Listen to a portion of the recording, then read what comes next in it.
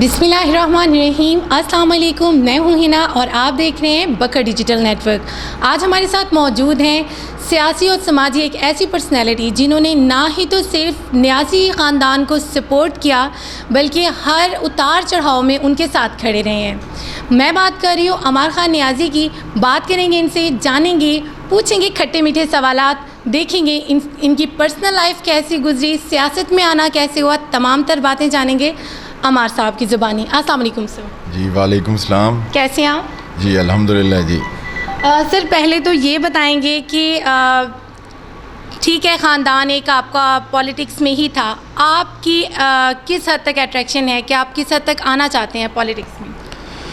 जी सबसे पहले तो मैं बकर नेटवर्क का तहे दिल से मशकूर हूँ कि उन्होंने मुझे एक प्लेटफॉर्म मुहैया किया और ताकि मेरी आवाज़ तमाम बकर तक और सुनने वालों तक मेरी आवाज़ पहुँचेगी। तो मैं इनकी पूरी टीम का बहुत तहे दिल से मशकूर हूँ। जिस तरह आपने कहा कि असल चीज़ हमारा एक फ़ैमिली बैकग्राउंड भी अल्हम्दुलिल्लाह शुरू से पॉलिटिक्स में था। तो वो ज़ाहिर है जब आप एक फ़ैमिली का आपका एक बैकग्राउंड होता है तो न चाहते भी आपके अंदर भी वो जर्म्स आ जाते हैं। तो शुरू से ही अपने बुज़ुर्गों को देखा, बड़ों को देखा, तो उनसे बहुत कुछ सीखा भी सही और एक अंदर भी एक जुस्तजू थी, एक ख्वाहिश थी, एक शौक़ था कि अगर अल्लाह ताला ने वसाइल दिए हैं, हिम्मत दी है, तालीम दी है, तो बंदा जिस हद तक हो सके आप लोगों के काम आ सकें, उनकी महरूमियों को जिस हद तक हो सके आप दूर कर सकें। तो बस यही जज्बात थे और यही फीलिंग्स लेकर सियासत में आए। सर ये बताएंगे आपकी मतलब स्टडी कहाँ तक रही, कहाँ से आपने स्टडी की?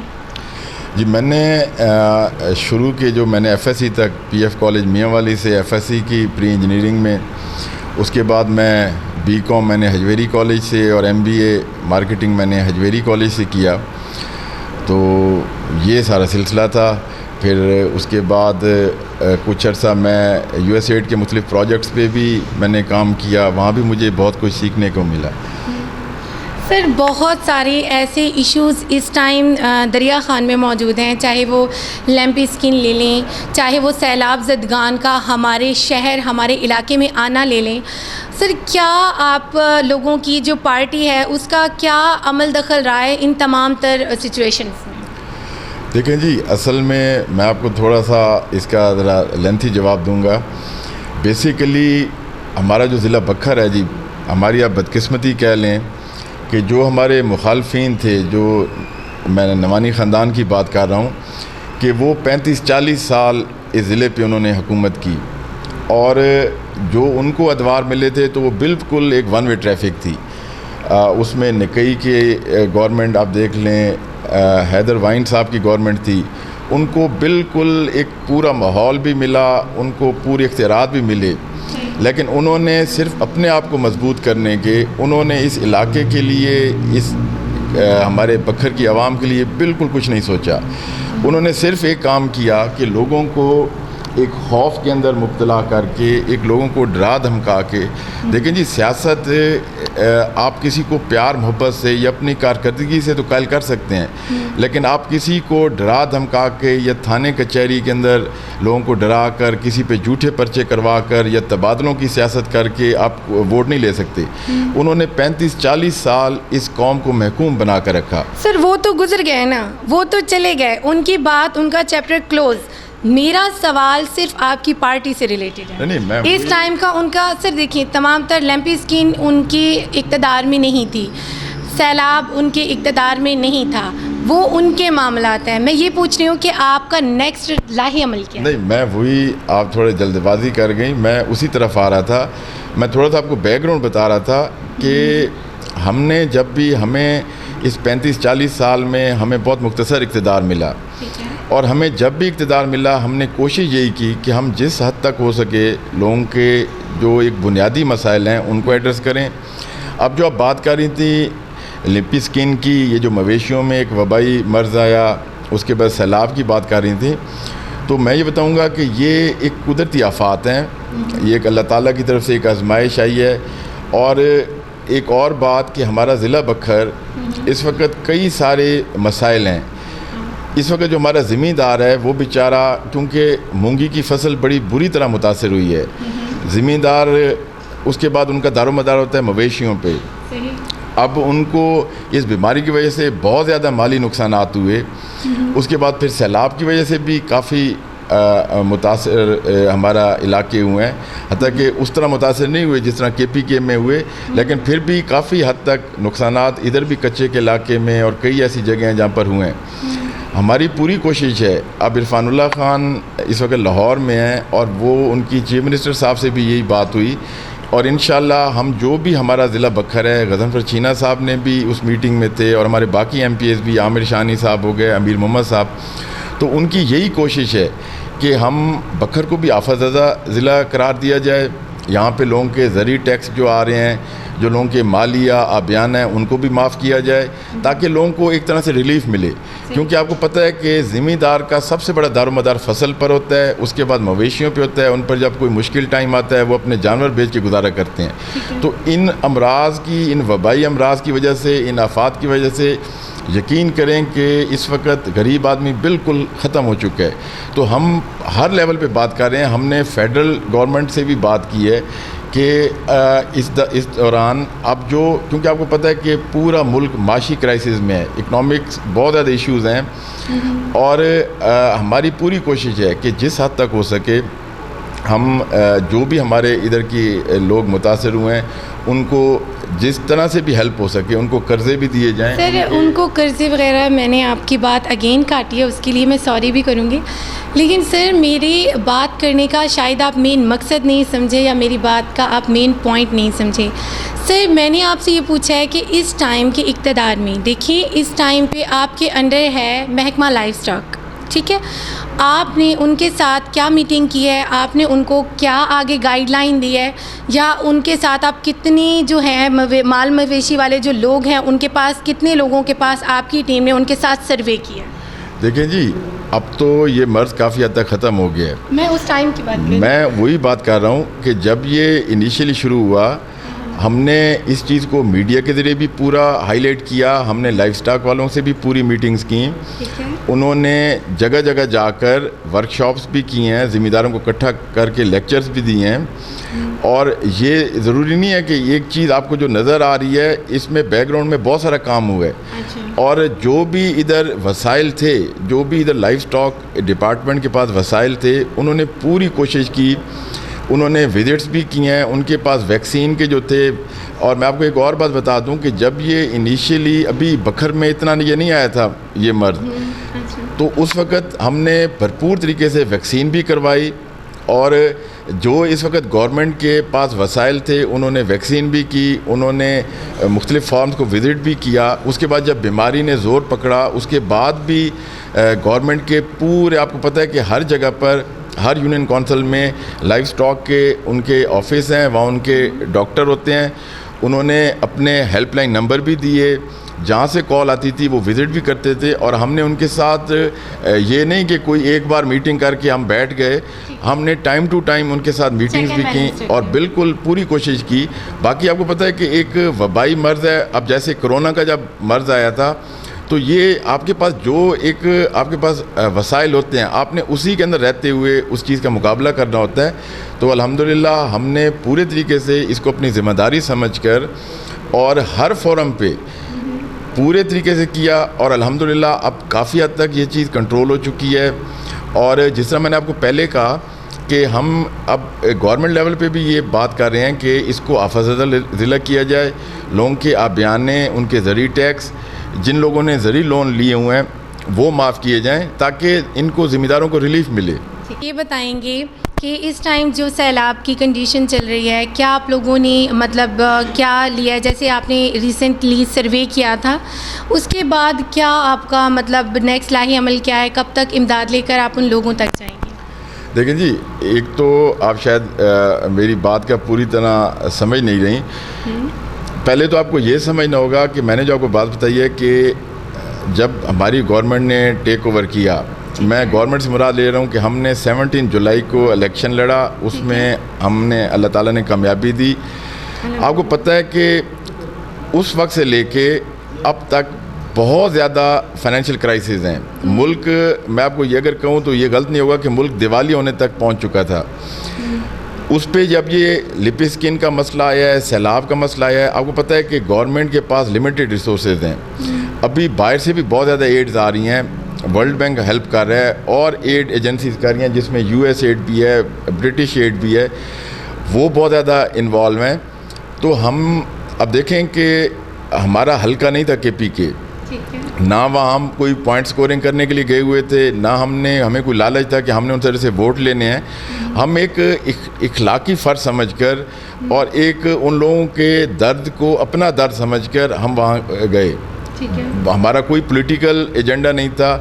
जिस तरह आप कहते हैं कि मुसलमान एक जिस्म की मानद है, अगर जिस्म के एक हिस्से को तकलीफ़ हो तो पूरा जिस्म उस तकलीफ़ को महसूस करता है। तो हमने सिर्फ उस चीज़ को एक अपना दर्द समझकर, और मैं वहाँ पूरा विज़िट भी किया और आपकी टीम भी हमारे दर्द तो समझ लिया, दवाई कब करेंगे? अब मैं आपको बताऊं कि जो हमारे रिसोर्सेज थे, हमारी इधर पूरे हमारे PP 90 के अंदर भी काफ़ी टीमें इस पे काम कर रही हैं, उनको हम पूरी तरह सपोर्ट कर रहे हैं। और मैं समझता हूं कि अगर आपको नेकी का काम कर रहे हैं तो आपको शो नहीं करना चाहिए। अब मैं आपको ये नहीं बता सकता कि मैंने उसमें 10 रुपए दिए हैं या 10 लाख दिए हैं। मेरा जितना अल्हम्दुलिल्लाह हमारे रिसोर्सेज थे, हमने अपने तौर पे पर्सनली भी बहुत ज़्यादा हमने इसमें कंट्रीब्यूट किया है। अपने पूरा जो हमारा नेटवर्क था, हमारे दोस्त थे जो पाकिस्तान में भी हैं, बाहर से भी हैं, उनसे भी हमने रिक्वेस्ट करके फ़ंड्स इकट्ठे किए हैं।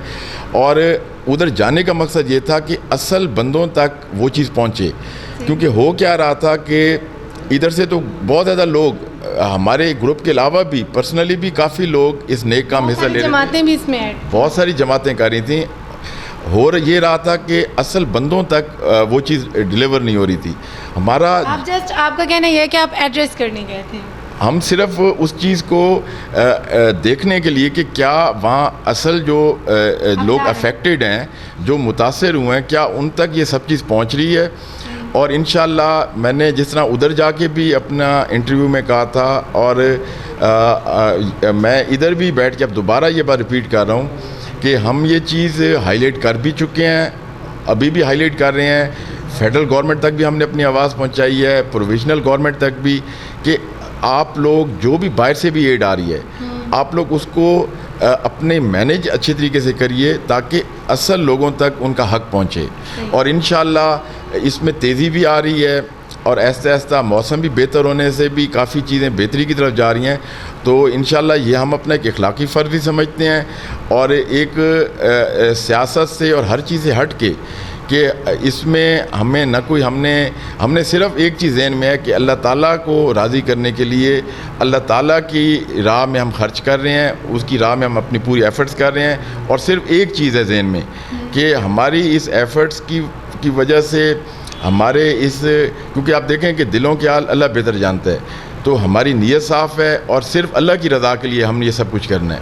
अल्लाह आपके रास्ते भी साफ करे। खैर, सियासी बातें बहुत हो गई, ये बताएं पॉलिटिक्स में कदम रखा क्या, बल्कि ख़ानदान ही सारा पॉलिटिक्स में था। इस टाइम आपके ख़ानदान में आपके फेवरेट लीडर कौन रहे हैं? देखें जी, डेफिनेटली मैं जब स्टूडेंट था तो उस वक़्त भी नजीबुल्लाह ख़ान से मेरा रिश्ता मामू भांजे वाला था, लेकिन उनसे क्योंकि एज डिफरेंट, इतना एज का डिफरेंस नहीं था, तो एक मामू भांजे के अलावा एक दोस्ती का भी ताल्लुक़ था।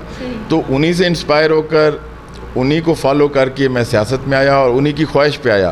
क्योंकि जब वो बखर में सियासत करने आए तो वो बिल्कुल अकेले थे, उनकी भी ख्वाहिश थी कि उसमें मैं उनका हाथ बटाऊँ। और मैं उस वक़्त पढ़ता था, 93 की जब वो इलेक्शन लड़े, उसके बाद 97 का इलेक्शन लड़े, उन सारी कैंपेन्स में मैं उनके साथ रहा। 97 में वो MPA बने, उस वक़्त भी मैं उनके साथ रहा। फिर 2013 में उन्होंने इलेक्शन जीता। फिर उसके बाद उनकी वफ़ात के बाद इनामुल्लाह ख़ान जब इलेक्शन लड़े तो वो मैं सारी कैंपेन्स में रहा। तो वो तो बिल्कुल, उसमें तो कोई शक वाली बात नहीं है कि मेरे बखर में या जब से मैंने इस फील्ड में मैं आया हूँ, नजीबुल्लाह ख़ान मेरे आइडियल थे, और उसके बाद ज़फ़र खनान खैल। अमार ख़ान का कब पॉलिटिक्स के मैदान में कदम रखने का इरादा है? देखिए जी, मैं आपको एक सही बात बताऊं कि मैं समझता हूं कि सियासत अब बहुत मुश्किल फील्ड है। और जो इलेक्शन आ रहा है वो पहले से मुश्किल आ रहा है। सियासत अब पार्ट टाइम जॉब नहीं है, सियासत एक पूरा मैं ये अगर कहूँ तो इसमें भी कोई मुबालगा नहीं होगा कि ये एक 24 आवर जॉब है। और जब से मोबाइल फ़ोन और ये मीडिया है तो इसने और ज़्यादा इसको मुश्किल कर दी है। तो देखें जी, बाकी कुछ फ़ैसले इंसान करता है और कुछ फ़ैसले अल्लाह की तरफ से होते हैं। होता वही है जो अल्लाह की ज़ात चाहती है। Diplomatic answer. मैं समझता हूँ कि मैंने कभी भी अपनी ज़िंदगी में जो भी गोल सेट किए, लेकिन मैंने हमेशा अल्लाह ताला से हेल्प ली है और एक नियत करके फिर फैसले मैं अल्लाह पे छोड़ देता हूँ। तो अभी भी क्योंकि इरफान खान पॉलिटिक्स में है, हम पूरा उनकी सपोर्ट कर रहे हैं, उनके साथ खड़े हैं। बाकी कल अब अल्लाह बेहतर जानते हैं क्या हालात बनते हैं। अभी तक फ़िलहाल मेरा खुद कोई इलेक्शन निवानी ख़ानदान में से अगर आपको ये मौका मिले कि आप नियाज़ी ख़ानदान को लीड करें, तो निवानी ख़ानदान में ऐसा कौन सा इंसान है जिसे आप अपनी कंपटीशन में देखते हैं? देखें जी, मैं उनके साथ अपना कंपटीशन बनता ही नहीं है। पहली बात यह है कि निवानी ख़ानदान से हमारी कोई ज़ाती दुश्मनी नहीं है। सर कंपटीशन के लिए मैं वही आपको बता रहा हूँ, हमारा सिर्फ उनसे इख्तलाफ था उनके तर्ज़ सियासत पे। नजीबुल्लाह खान ने जब बखर में सियासत शुरू की, उनका भी कोई सियासत का प्लान नहीं था। वो यहाँ मेरे नाना जान का कारोबार संभालने और ज़मीनें संभालने आए, लेकिन जब उन्होंने यहाँ का सिस्टम देखा कि इधर अजीब एक महकूमाना सिस्टम है, लोगों को महकूम बना कर रखा गया, उनके हकूक़ सल्ब किए जा रहे थे। अब आप बताएं कि 1985 से अब तक नवानी ख़ानदान ज़ीरो से अरबपति बन चुके हैं। तो कभी किसी के अंदर इतनी जुर्रत हुई है किसी अवाम ने उनसे खड़े होकर सवाल किया हो कि जनाब 35 साल में आप किस तरह अरबपति बन गए? आपके कोई ऐसा मुझे आप कारोबार बता दें, कोई ऐसा आप मुझे इनकम का ज़रिया बता दें कि जिससे बंदा 30-35 साल में ज़ीरो से अरबपति बन जाए। तो असल चीज़ थी कि मैं कभी भी उनसे अपना मुकाबला मेरा बनता ही नहीं है, क्योंकि जिस बंदे को आप हम उनका। और एक और मैं आपको बात बताऊं कि हमने कभी भी किसी के साथ भी ज़ातियात नहीं बनाई। अभी भी हम नवानी ख़ानदान से हर फोरम पे उनका मुकाबला कर रहे हैं, तो क्योंकि हमें उनकी जो उनका वे ऑफ पॉलिटिक्स है, जो उनका तर्ज़ सियासत है, हमें उससे इख्तलाफ है। उन्होंने हमेशा सियासत क्या किया कि जिसने वोट नहीं दिए उसका ट्रांसफ़र करा दो जी, जिसने वोट नहीं दिए उस पर झूठे पर्चे करवा दो। उन्होंने हमेशा थाने कचहरी की सियासत की, उन्होंने हमेशा करप्शन की। हमें उनकी सियासत इख्तलाफ है। बाकी कल मुझे नहीं पता कि अगर मैं इलेक्शन लड़ूंगा तो मेरे मुकाबले में अहमद नवाज़ नवानी इलेक्शन लड़ता है या शुएब रशीद इलेक्शन लड़ता है, लेकिन हमने हर फोरम पे उनका मुकाबला करना है। पहले आप रेडी हैं सामने जो भी होगा। चलिए मुझे ये बताएं कि गेम कौन सी पसंद है आपको? जी, मुझे शुरू से क्रिकेट में बड़ी अच्छी खेलता था। जब मैं पीएफ कॉलेज में पढ़ता था, मैं कॉलेज की टीम का कैप्टन था। मिसबाउल हक मेरे क्लास फेलो थे जो पाकिस्तान के कैप्टन रहे, वो मेरे अंडर खेल चुके हैं। तो मैंने अच्छे लेवल पे क्रिकेट खेली। बस फिर जब मैं एफएससी के बाद लाहौर शिफ्ट हुआ तो मसरूफियात की वजह से गेम को मैं सियासत की गेम शुरू हो गई। फिर सियासत की गेम शुरू हो गई। तो क्रिकेट को अभी भी जुनून की हद तक शौक़ है। अभी भी कभी टाइम मिलता है तो खेलते भी हैं, देखते भी हैं। सही। ये बताएं कि आपको खाने में क्या पसंद है? अब तो टाइम ही नहीं मिलता जी। सियासत ऐसी फील्ड है कि सुबह जब नाश्ता करके निकलते हैं, कभी रात को 10 बजे टाइम मिलता है। 10 बजे ही सही। पसंद में क्या खाते हैं? मुझे जी बेसिकली पहली बात तो ये है कि मैं अल्हम्दुलिल्लाह हर चीज़ खा लेता हूँ। मैं चढ़े बंदे नहीं हूँ। दूसरी बात यह है कि गोश्त ज़्यादा पसंद है जी, और मुरगन ग़िज़ाएँ भी पसंद हैं। अब हद तक कि आपकी सेहत बताती है। और मकसद पूरी दुनिया विज़िट की है, बाहर अल्हम्दुलिल्लाह काफ़ी बार हुआ। आपको खाना कहाँ का पसंद है? हर जगह की एक कोई ना कोई स्पेशल डिश होती है। आप क्योंकि बेसिकली मियाँ वाली सी हैं, तो आपको यहाँ दरिया ख़ान बखर की कौन सी डिश सबसे ज़्यादा पसंद है? देखिए जी, जैसे मैंने कहा कि सियासत की वजह से भी मुख्तलिफ़ इलाकों के विज़िट करते हैं। सोबत भी इधर की बहुत अच्छी है, वो भी अक्सर जगह पे खाते हैं। कढ़ाई गोश्त भी अच्छा लगता है, बारबेक्यू भी पसंद है। बाकी बखर में सोबत इनकी बड़ी अच्छी डिश है, डेरा इस्माइल ख़ान की भी। तो बाकी मैं आपको जैसा बता रहा हूँ कि सिर्फ पाकिस्तान नहीं, काफ़ी दुनिया विज़िट की है, हर तरह के खाने खाए हैं। चाइनीज़ भी बड़ा अच्छा लगता है मुझे। चाइनीज़ भी अक्सर जगह पे मेरा दिल होता है कि बंदा चाइनीज़ खाना खाए। लोकल खाने भी अच्छे लगते हैं। तो लेकिन कभी इस तरह नहीं हुआ कि कितने बहन भाई हैं? मेरा जी एक सिस्टर है और एक छोटा भाई है जी। माँ बाप का लाडला एक ना एक बच्चा आँख का तारा पक्का होता है। आप बताएं, आप अम्मी के लाडले थे या अब्बू के लाडले थे? असल में शुरू से ही मैं बाहर रहा, कॉलेज यूनिवर्सिटी में, घर में इतना रहने का टाइम ही नहीं मिला। बाकी पेरेंट्स के लिए औलाद तकरीबन बराबर होती है, तो मैंने तो कभी फील नहीं किया कि उन्होंने एक ना एक होता है जिसमें पेरेंट्स चुनते हैं, नहीं वो गलत भी है तो वो ठीक है। हाँ, अब वो मैं समझूंगा कि मैं तो अपने आप को कहूँगा कि मैं ही उनका लाडला हूँ, लेकिन मैं अम्मी के या अब्बू के? नहीं, दोनों का ही जी। नहीं, एक बच्चा ऐसा होता है जिसके लिए अम्मी अब्बू में लड़ाई हो रही होती है, नहीं मेरा बेटा ठीक है, नहीं मेरा बेटा ठीक है। आप उनमें से एक थे, अम्मी के थे या अब्बू के थे? देखें जी, मैं बड़ा रिजर्व किस्म का बंदा हूँ। अभी भी मेरी वो जिस तरह कहते हैं ना जी कि ख्वाहिश होती है। आप यानी बचपन से पॉलिटिशियन थे, डिप्लोमेटिक अम्मी के भी थे और अब्बू के भी थे? और नहीं, मैं डिप्लोमेटिक तो नहीं था, लेकिन मेरी एक रिज़र्व तबीयत थी। मैंने इतना कभी, अभी भी मेरी अब काफ़ी उम्र हो गई है, जब भी मेरे पेरेंट्स माशाल्लाह अल्लाह ताला उनकी लंबी उम्र करे हयात हैं, तो अभी भी लाहौर जब मैं जाता हूँ तो कोशिश होती है कि पेरेंट्स के साथ ज़्यादा टाइम गुजारूँ। टाइम बड़ा कम मिलता है, मसरूफियात बहुत ज़्यादा हो गई हैं, लेकिन कोशिश होती है कि बंदा जितना उनका ख्याल रख सके, उनकी खिदमत कर सके। तो बाकी कभी इतना ज़्यादा जिस तरह कहते हैं ना कि रिज़र्व होने की वजह से उनके करीब नहीं जा सका। और एक वो जिस तरह कहते हैं वालिद साहब का, वैसे भी हमारे मियाँ वाली के जो माहौल है, वालिद साहब से वैसे भी बंदे का एक फ़ासला होता है, एक एहतराम का रिश्ता, और उस वजह से भी तो कोशिश पूरी की है कि उनकी हर तरह से खिदमत की। और बचपन में शैतान थे या बड़े ही एक सहमे हुए डरे हुए बच्चे थे? नहीं, मैं समझता हूँ कि मैं बहुत ज़्यादा शरारती था जी, उस वजह से मारें भी बहुत खाई हैं। अच्छा। वालदैन से भी बहुत मारें खाई हैं, टीचर से भी।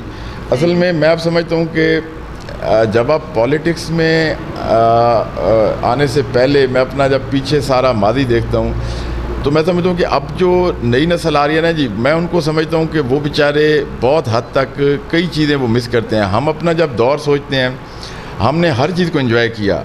हमने पतंगबाजी भी किया है जी, ये जितनी देसी गेम्स थी, बंटे खेले हैं, अखरोट खेले हैं, गुली डंडा खेला है, क्रिकेट खेली है, हर गेम खेली। तो हम समझते थे कि जो हमारी नस्ल थी वो फिज़िकली टफ़ थी। अब जो नस्ल आ रही है वो मेंटली तो बहुत टफ़ है, लेकिन फ़िज़िकली वो इतनी एक्टिव नहीं है जितने हम थे, क्योंकि हमें उस वक़्त एनवायरनमेंट भी मिलता था, ना उस वक़्त इतना टीवी मीडिया, ना उतना मोबाइल का दौर था, तो हमारे पास टाइम भी होता था। तो उस हिसाब से खूब शरारतें भी की, खूब एंजॉय किया ज़िंदगी को, गर्मी सर्दी को एंजॉय किया, मौसमों को एंजॉय किया, नहरों पे जाके भी नहाए, मकसद हर तरह की एक्टिविटी को एंजॉय किया। अब मैं समझता हूँ कि अब जो दौर आ रहा है, तो जो नस्ल आ रही है वो बेचारों को वो टीवी, कंप्यूटर, वीडियो, इन चीज़ों में उन बेचारों के पास फिज़िकल एक्सर्शन का टाइम ही नहीं है। आगे नेक्स्ट अपने फ्यूचर में, नेक्स्ट 2 और 3 इयर्स में आप ख़ुद को कहाँ देखते हैं? एज अ पॉलिटिशियन देखते हैं या किसी और बिज़नेस में ख़ुद को आप देखते हैं? देखिए जी, अभी तो मैंने जिस तरह पहले कहा कि कई फैसले अल्लाह की तरफ से होते हैं। मुझे सर माइंडसेट भी तो होता है। हाँ, मुझे अभी नहीं पता कल क्या हालात होंगे, लेकिन मैं अभी आपको प्रेजेंट अपना बताऊं, अभी पूरा फोकस हल्के पे है। अभी रिसेंटली इलेक्शन जीते हैं, बहुत ज़्यादा जिम्मेदारी है, लोगों ने बहुत प्यार दिया, और जितना प्यार दिया उतनी बड़ी जिम्मेदारी भी है।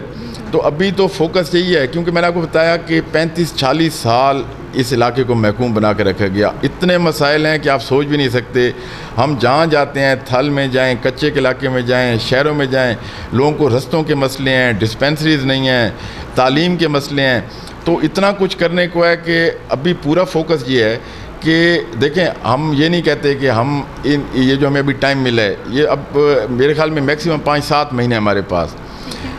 अब इसमें हम ये नहीं दावा करते कि हम सारे लोगों के मसले हल कर लेंगे, लेकिन अल्हम्दुलिल्लाह लोगों को नज़र आएगा कि हमने कोई इनिशिएटिव लिया है, हमें कोई बेहतरी की तरफ कदम बढ़ा रहे हैं। बाकी मैं आपको एक और बात बताऊं कि जो सबसे ज़्यादा हमारा फोकस है कि हम जो इधर एक घसी पिटी और एक घटिया सियासत उसको ख़त्म करें।